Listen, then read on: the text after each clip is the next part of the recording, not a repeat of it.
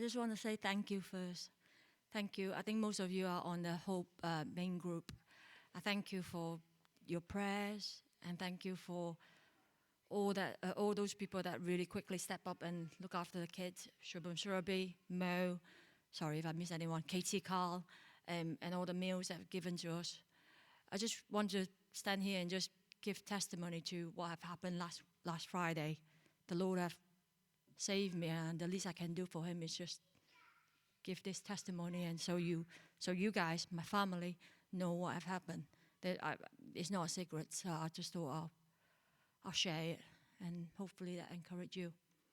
So last Friday, I was working like normal, no sign of being unwell. I was working from home. I'm a mortgage advisor, so I, spend a lot of time on the phone. So that morning I had 9:30 to 11 a conversation, and I full on, and then I finished the conversation, went to the toilet, just thought I held my wee a little bit. Then went on to the next appointment, 11 all the way until 1 o'clock. And through that appointment, everything was fine. I didn't feel unwell or anything like that. I did feel like I have to like hold my wee, but the client was on and on and on and on. So then as soon as finished, I went to toilet thinking that I just need a wee.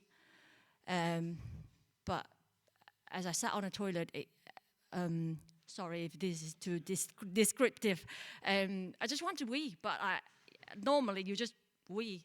But I couldn't at the time. I was just like, I just have a really sharp pain on my tummy, and I thought, oh dear, I got myself urine infection now. This is me in my head thinking like I held my wee twice and I got myself some sort of, I don't know, stone in the bladder or something like that. So then I kind of slowly released the wee, but then suddenly I sweat all over, sweat like as if I climb a mountain, like literally sweat covered, sweat all over, really painful on my tummy, lower tummy, and then suddenly before that I saw a period, so I thought, oh great, so I hadn't had chance to eat, hadn't had chance to drink, got myself a urine infection, and my period came. Great, I've got like really low blood sugar. That's all I was thinking. But then my vision went. It was like as if you are driving a car, but big, massive lights shine on you. So I was like really dazzling white, really bright. All I can see is like shapes. So I finished my wee, like went downstairs. So I was working upstairs at the time, upstairs toilet. So I make my way downstairs. It's my house, so I know where things are, kind of.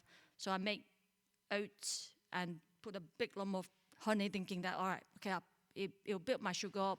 I should feel better after this. So I grabbed my bowl and went upstairs, and I thought, I better just lie down and sit down in case I fall somewhere. So I lie on my bed, finish that bowl of oats. So I lie down for a bit, I don't know, 15, 30 minutes. So I regained my vision and thinking, oh, okay, my sugar level is up now. I should be okay from here. Then I remember having that feeling of wanting to wee again. And then I thought, now thinking back, it's not wee, it was internal bleeding, as you guys have heard in the message. So then I remember getting up, wanting to go to toilet. And then the next thing I remember, I was on the floor. I must have collapsed, didn't know. So I was like, oh, I was on the floor, but I didn't bang anywhere. So I slowly kind of sit myself. This is like between my bed and the window in a really narrow space. Somehow I didn't hit anything. And then I kind of sit myself up, touching the edge of the bed, and then make my way to the toilet. Then I sat there again. But this time I realized I was too weak, and then it happened again. Tummy really hurts, sweating all over. Vision went again. So this time I thought, this is not usual. I just had a bowl of oats.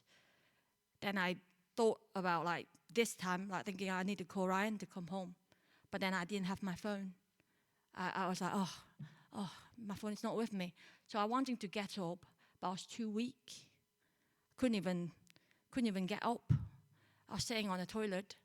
I was like, I just couldn't. I just don't have the energy to get up. So I sat there and sat there and sat there. I remember like lying, the lid of the toilet. I just like lie there for a while. It was quite some time because there were a few times I was trying to get up, I couldn't. Eventually I got up. Then it's dazzling white. So I make my way back to the bedroom trying to find the phone. The last thing I was lying on the bed, so I was touching my phone like this, and I couldn't see. My watch has a function to find a phone, but even then I was like, I just couldn't see anything. It's just dazzling white. So I was like touching it to the point that they are thought they're like, oh, maybe I just lie down and wait until Ryan come home. But if I had done that, I wouldn't be able to stand here. So then I was like searching my phone, and I don't know, natural reaction, I was like crouching down like that.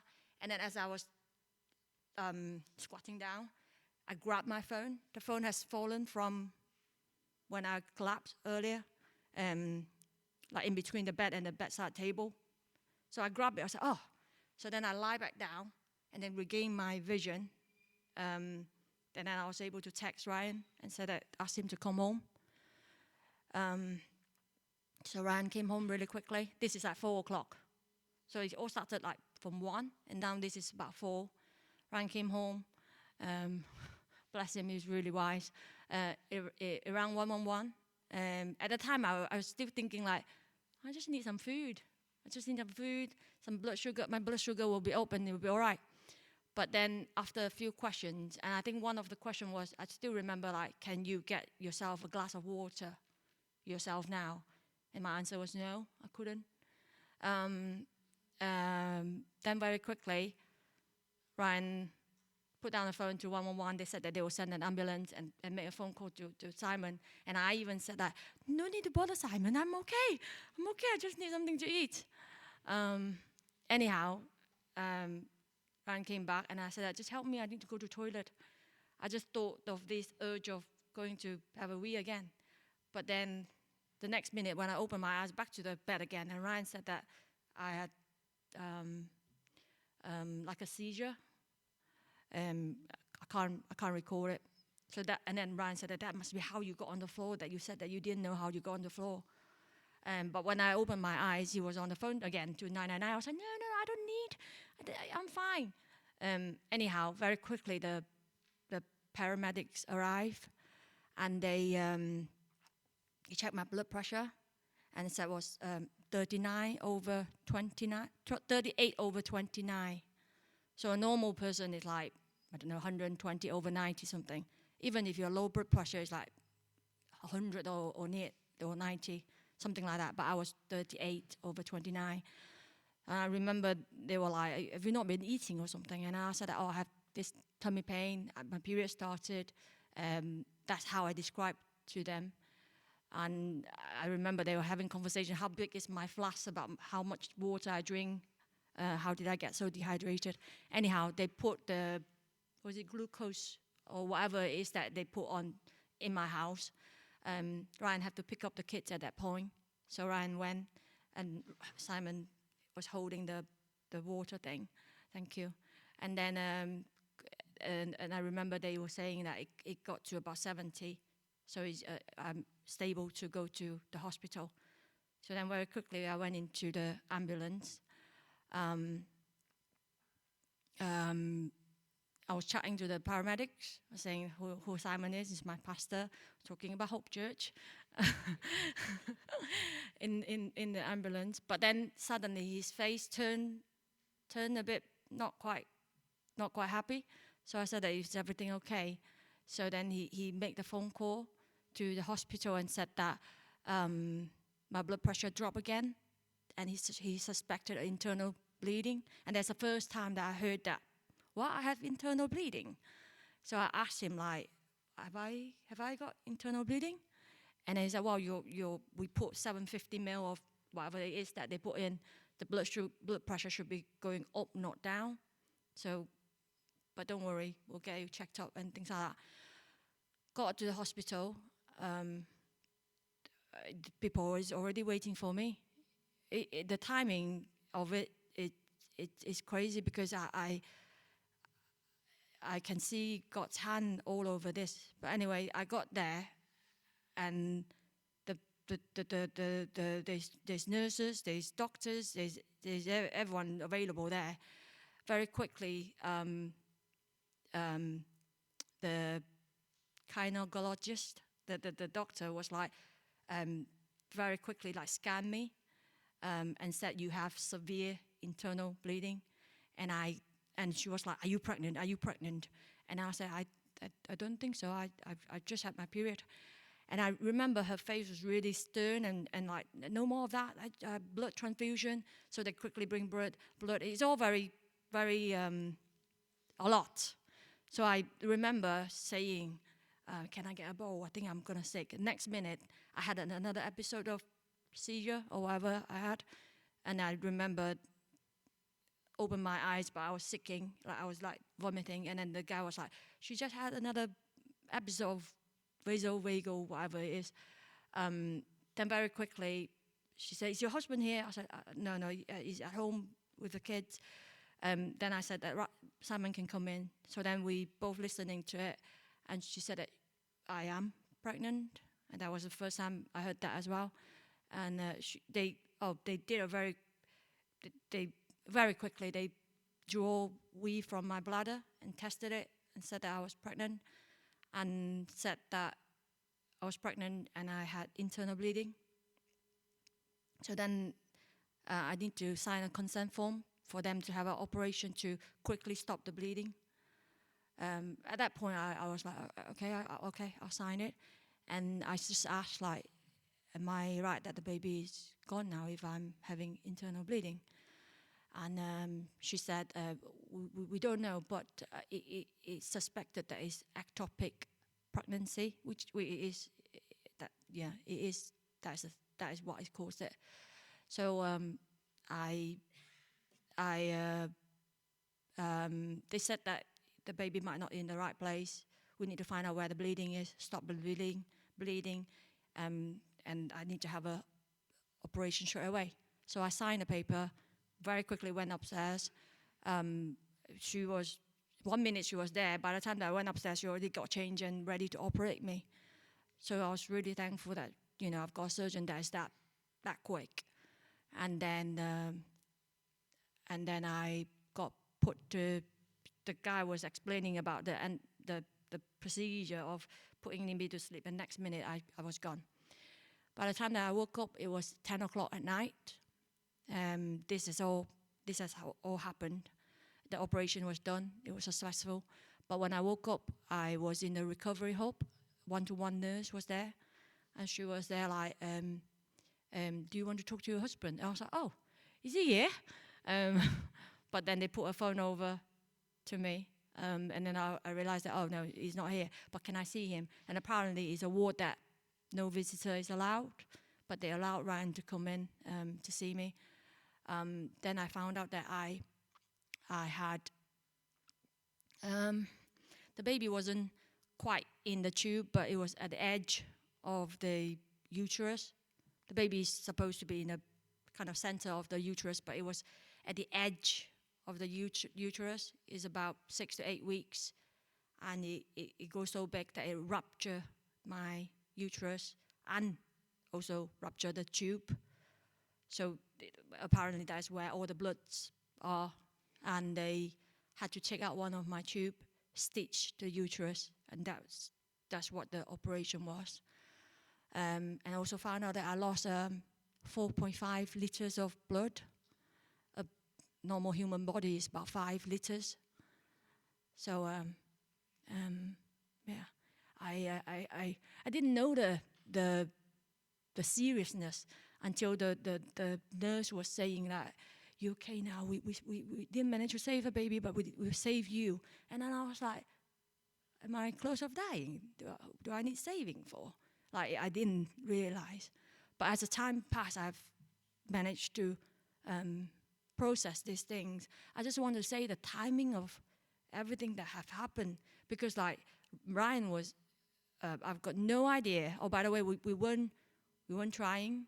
We have Nathaniel and Ethan, and we thought that that's it, and we're happy with them. And if the Lord wanted to give us a third one, we'll happily welcome the baby. But we didn't. We wasn't like actively trying. We weren't trying at all. But the baby was not in the right place, and it wouldn't grow anyway. But I know that he or she is with the Lord now. Anyway, the timing of all this happened because I didn't have any nausea, I didn't have any sickness, I didn't have any bleeding, I didn't have anything. In my head, I was thinking, my period is late, and I will do a pregnancy test end of last week, which it happened before that. So I was thinking like, by the end of this week, period still not come, then I'll do a test, but I didn't go to that time.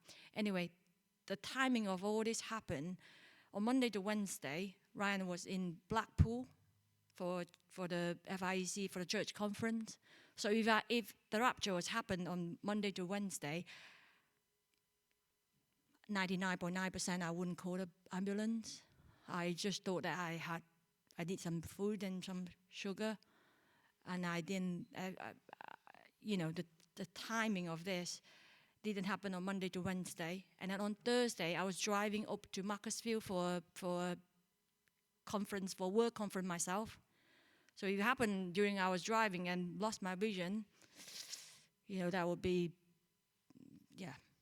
I wouldn't be here as well. And on Friday there was a storm, which means that Ryan had to go to work through car. Normally he bike to work, and if he have taken the bike, then he wouldn't be able to come home so quickly.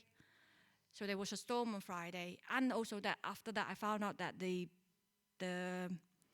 junior doctor was striking on Friday. So then that means that on Friday when I got to the hospital, it was all the senior. She know what she was talking about. She was very quick and decisive. So maybe if it's a junior, I don't know whether they need approval or I don't know what it is. But Grace only was just telling me that normally in A&E, they struggle to get consultant to the patient straight away. But on that day, there's two consultants ready for me there. It's just all the God's timing. I can see God's hand around me, and if I hadn't managed to find, I didn't find a phone. I don't think I was trying to, but I couldn't get it. But at the end, the Lord helped me to grab the phone, text Ryan very quickly, come home. Got the ambulance come really quickly. The paramedic was really, really good, and they were really quick. I heard a lot about people waiting in A&E long time and all that. But for me, the Lord have really helped in many ways to help in my situation. Anything later, I would be gone. But the thing is, I wasn't even aware of it. But the Lord have clearly, really, really helped me. And here I am. I'm here. So I just want to praise God. Yeah.